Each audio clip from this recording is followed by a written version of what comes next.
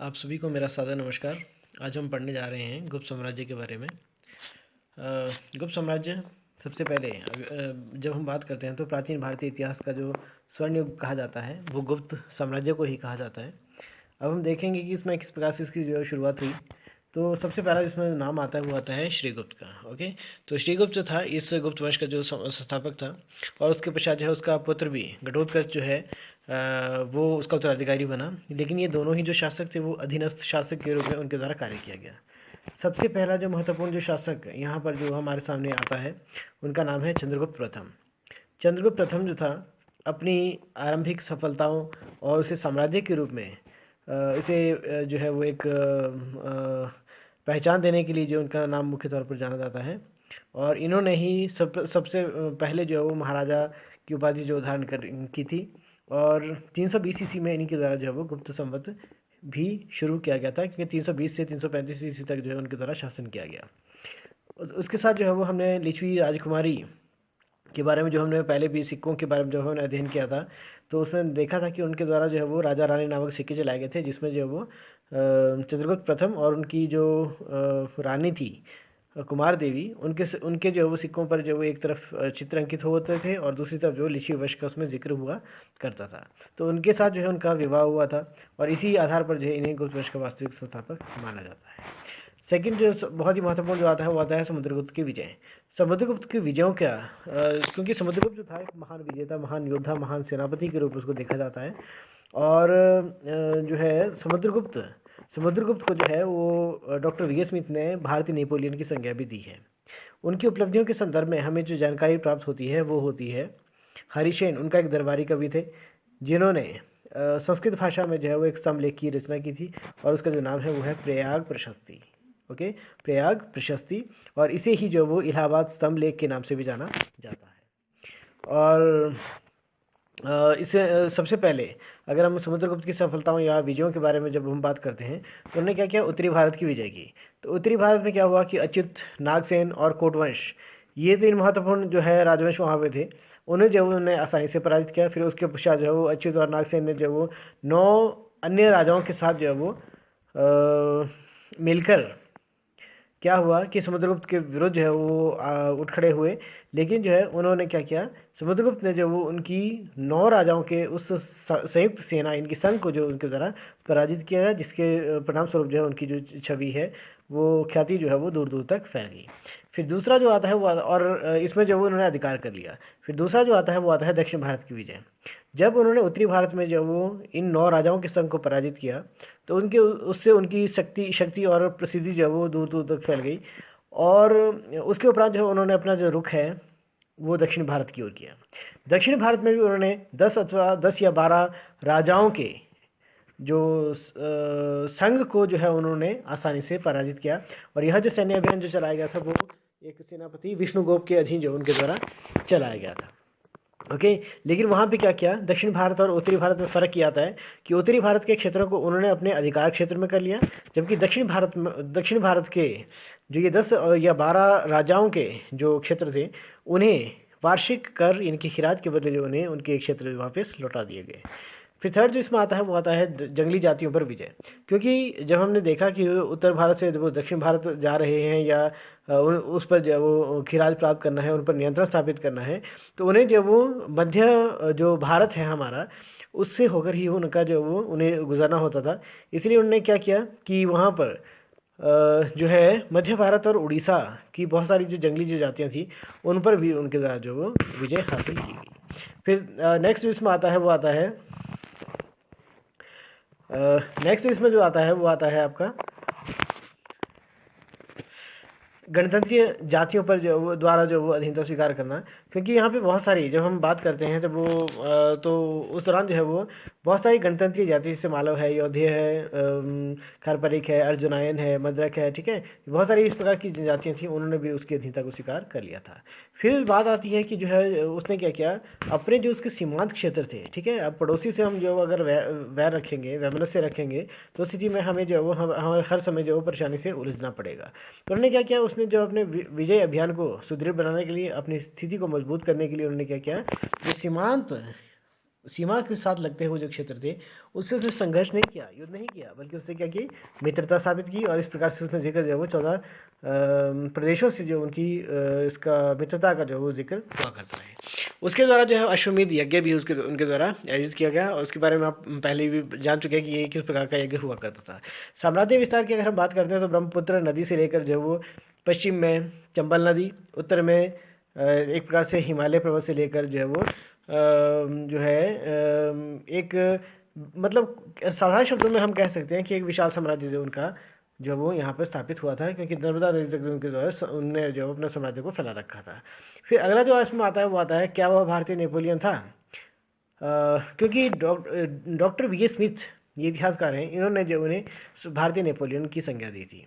अब नेपोलियन हमें जानना ज़रूरी है कि नेपोलियन कौन था। नेपोलियन जो था वो था फ्रांस का एक सम्राट, जिसने जो विश्व विजेता बनने का जो स्वप्न देखा था और उसके लिए प्रयास भी किया। उसके सामने कोई विरोधी शक्ति जो वो टिक नहीं पाती, लेकिन उसका अंत जो समय था वह ठीक नहीं साबित हुआ, क्योंकि 1815 ईस्वी की लड़ाई में, वाटरलू की लड़ाई में उन्हें जो पराजय का मुंह देखना पड़ा। उसके उपरांत जो है उन्हें उन पर मुकदमा चलाया गया, उन्हें आजीवन कारावास का दंड भोगना पड़ा और उन्हें सेंट हेलेना नामक द्वीप जो उन्हें निर्वासित करना पड़ा।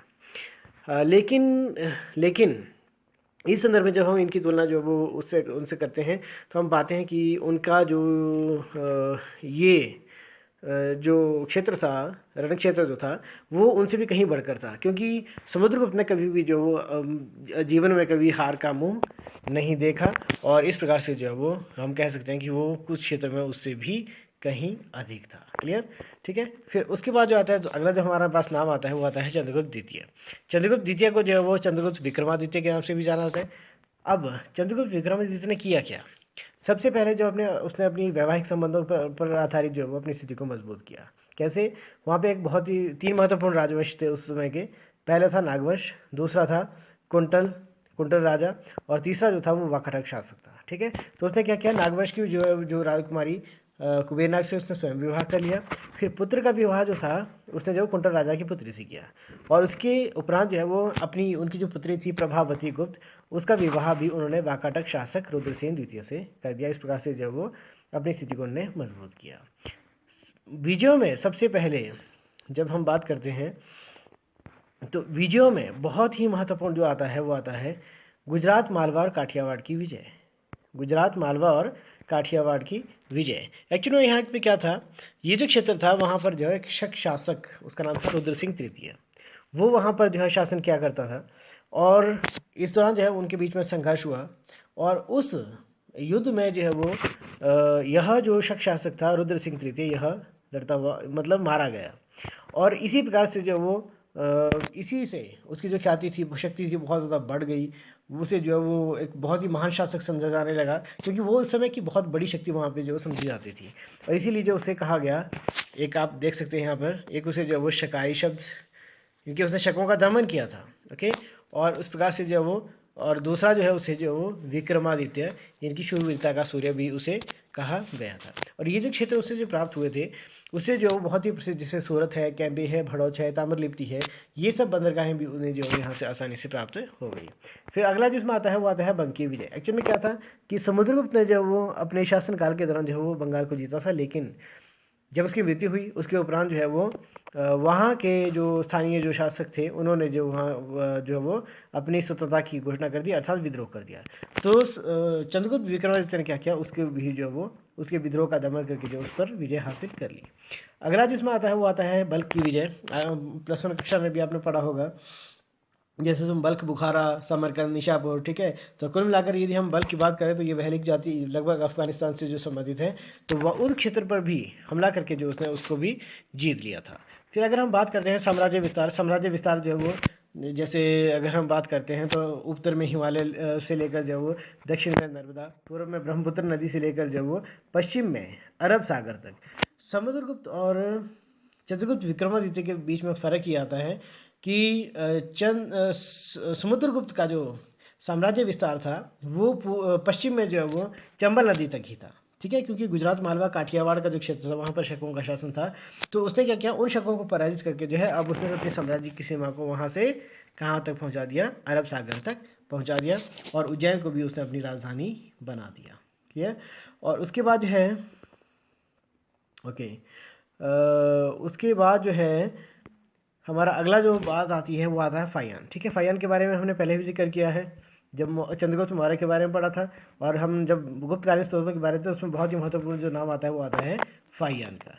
अब फाहियान जो था, फाहियान क्योंकि ये तो निश्चित है कि 399 ईस्वी में जो है वो चीन से रवाना हुआ था, 405 ईस्वी में भारत पहुंचा, 405 से 411 ईस्वी तक जो है वो भारत में रहा। अब ये बात है कि उसने लिखा क्या। हालांकि उसका जो उद्देश्य था वो था भारत में बौद्ध धर्म का, क्योंकि वो बौद्ध भिक्षु था। बौद्ध धर्म के संदर्भ में जानकारी प्राप्त करना, उसका अध्ययन करना ही जो उसका परम उद्देश्य था। अब उसने क्या किया, उसने जो जो लिखा वो कुछ चीज़ें ऐसी हैं, जैसे पाटलिपुत्र के बारे में उसने क्या किया, उसने जो बौद्ध धर्म में उसमें लिखा कि वहाँ उस समय जो दो भव्य मठ हुआ करते थे, उसमें प्रत्येक वर्ष जो है वो एक जुलूस उसका निकाला जाता था। और इसके अलावा जो है उसमें दोनों ही जो मठों में जो है वो 6 से 7 हज़ार जो बौद्ध भिक्षु रहा करते थे। फिर उसके अलावा जो है चंद्रगुप्त मौर्य साम्राज्य, इनके अशोक के राजमहल को देखकर आपको याद होगा कि ये लगभग जो है वो 700 साल पुराना हम कह सकते हैं बना हुआ था।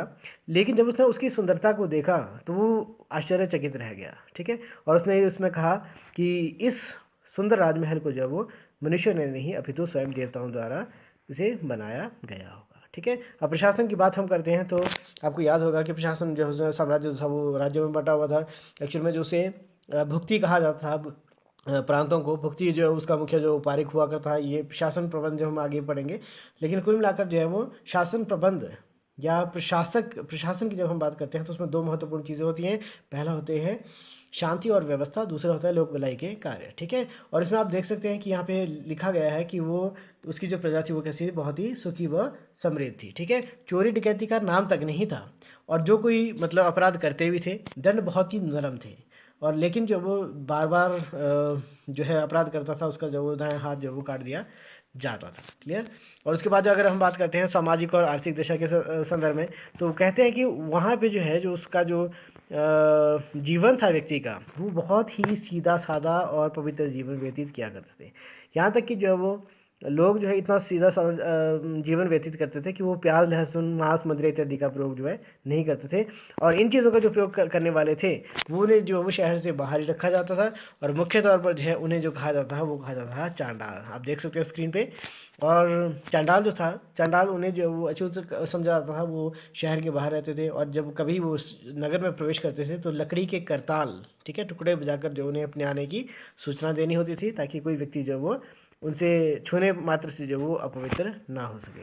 और आर्थिक रूप से समृद्ध बंदरगाहें उन्हें जो वो वहाँ पे प्राप्त थी, क्योंकि आपको याद होगा कि उन्हें जो वो जैसे हम गुजरात मारवाड़ और काठियावाड़ की जब उन्होंने विजय हासिल की थी चंद्रगुप्त विक्रमादित्य ने, तो उसके उपरांत जो है वहाँ से उन्हें बहुत ही समृद्ध जो बंदरगाहें प्राप्त हुई थी। फिर धार्मिक दशा के संदर्भ में जो उसमें बात कही जाती है, मुख्य तौर पर वो बौद्ध धर्म की शिक्षा, बौद्ध धर्म के प्रचार प्रसार की जानकारी के लिए जो है यहाँ पे आए थे।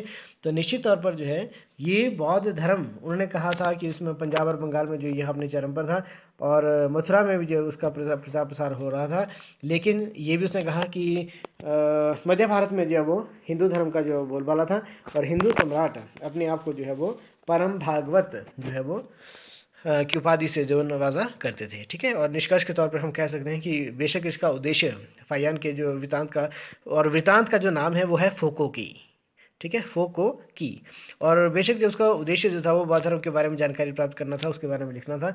लेकिन उस समय के हिसाब से उसकी सामाजिक, आर्थिक, सांस्कृतिक और राजनीतिक व्यवस्था के बारे में भी हमें जानकारी प्राप्त हो जाया करती है। ठीक है, और इसके बाद जो है अगर हम बात करते हैं तो मुख्य अगला जो आता है इसमें वो कुमारगुप्त के काल में जो महत्वपूर्ण ये है कि उसने जो अपने पिता की विरासत में जो प्राप्त उससे जो साम्राज्य हुआ था, ना केवल उसको बरकरार रखा बल्कि उसे मजबूती जो है वो दिलाने में भी उसने कोई किसी प्रकार की कमी नहीं होने दी। अब हम बात करते हैं तो उसने कुशल शासन प्रबंध उसने स्थापित किया, शांति भलाई के कार्य और कानून और व्यवस्था। ठीक है, और इसके अलावा जो है उसके द्वारा एक अश्वमेध यज्ञ का आयोजन भी किया गया। और सर्वाधिक अभिलेख कहते हैं कि उनके काल के ही जो है वो हमें प्राप्त हुए हैं। उनके काल की दो बहुत ही प्रसिद्ध जो वो घटनाएं थी, जैसे कि हूणों के आक्रमण है। ओके, हूण जो थे वो चीन से ही आए थे। ठीक है, और कुछ एक हिस्सा जो था उनका वो आप क्या कहते हैं यूरोप चले गए थे, वो अश्वेत हूण कहलाए, और जो भारत आए थे वो श्वेत हूण कहलाए। और उनके दो प्रसिद्ध नेताओं के बारे में हम बाद में पढ़ेंगे, वो है तोरमन और उनका उसका बेटा मिहिरकुल। ठीक है, तो हुणों का आक्रमण, सबसे पहला जो आक्रमण हुआ था वो कुमारगुप्त के काल में हुआ था, लेकिन उसका सामना करने के लिए कुमारगुप्त ने अपने पुत्र इनकी स्कंदगुप्त को जो वहाँ पे भेजा था और उसने जो उसको पराजित किया था। ठीक है, और इसके अलावा जो उसने जो वो फिर उसका जो इसमें बात आती है वो आती है स्कंदगुप्त की। और स्कंदगुप्त जो था उसके पश्चात जो है उसका उत्तराधिकारी बना 455 से 467 ईस्वी। और उसने जो वो क्या किया कि उसने एक्चुअली में उसका क्या था, उसका जो भाई था उसका विरोधी बन गया था। तो सबसे पहले उसने अपने भाई इनके पुरुगुप्त को ही पराजित किया। फिर इसके अलावा जो है जो अन्य विरोधी थे उन्होंने जो विद्रोह कर लिया था तो उसका भी उन्होंने दमन किया। फिर उसने हुणों को भी कड़ी पराजय दी। हुणों को उसने इस कदर कड़ी पराजय दी कि आने वाले 50 वर्षों में हुण जो है वो वापस उनकी ओर जो है वो आंख उठाने की हिम्मत नहीं कर पाए। ठीक है, और व्यापार जो है काफ़ी इनकी विदेशी जो व्यापार था, अंतर्राष्ट्रीय व्यापार था वो काफ़ी प्रफुल्लित था। हाँ, ये बहुत ही महत्वपूर्ण चीज़ आती है, आपको याद होगा सुदर्शन झील के बारे में हमने जिक्र किया था। सुदर्शन झील का निर्माण हुआ था, वो हुआ था मौर्य काल में। ओके, और इसका आपको इसके बाद जो है वो उसकी मुरम्मत पहले भी करवाई थी किसने, एक शक शासक थे, उनका नाम था रुद्रदमन। ओके, और थर्ड अब जो नाम इसमें जो आता है वो आता है स्कंदगुप्त के काल में। क्या हुआ कि उसी सुदर्शन झील की जो है उनके द्वारा मुरम्मत करवाई गई थी।